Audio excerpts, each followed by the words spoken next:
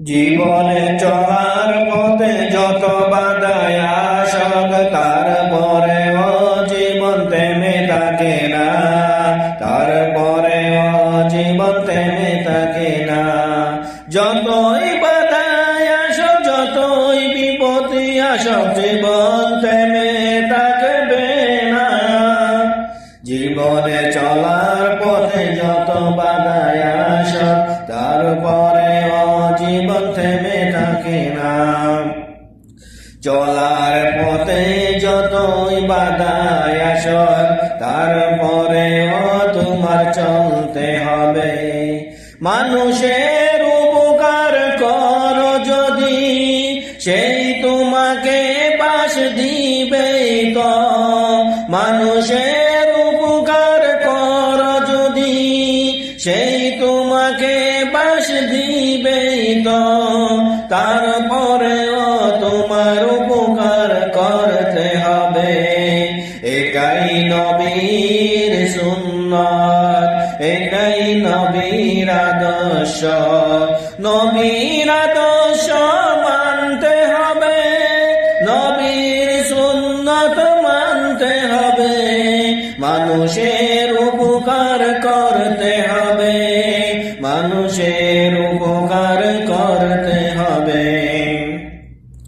জীবনে চলার পথে যতই বাধায় আসক, তারপরেও জীবন থেমে থাকে না। মানুষের চলার পথে যতই বাধায় আসক, মানুষের চলা থেমে থাকে না। জীবন চলার পথে যতই বাধায় আসক, জীবন তো থেমে থাকে না। চলতে হবে, চলতে হবে, জীবন তো থেমে থাকে না।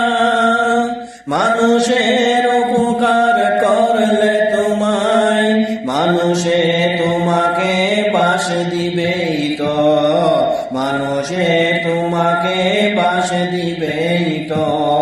তারপরেও তোমার মানুষের উপকারে আসতে হবে, মানুষের উপকার করতে হবে।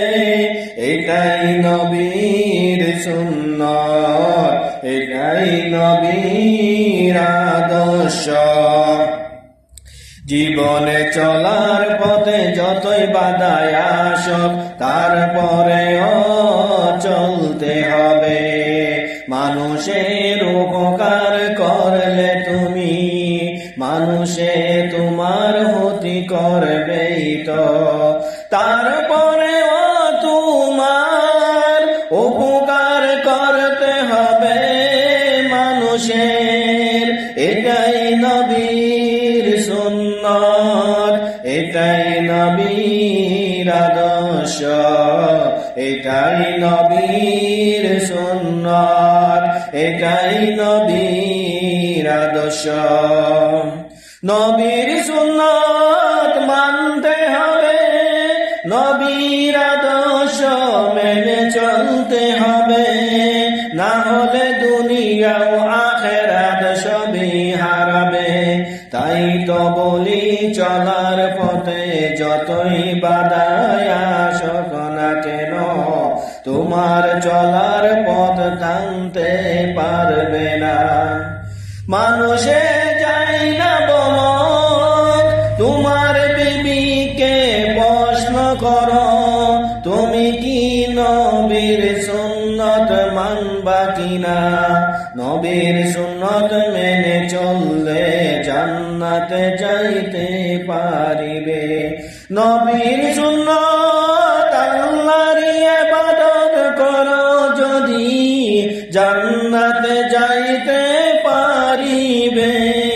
জীবনে চলার পথে যতই বাধায় আসক, জীবন তো থেমে থাকে না।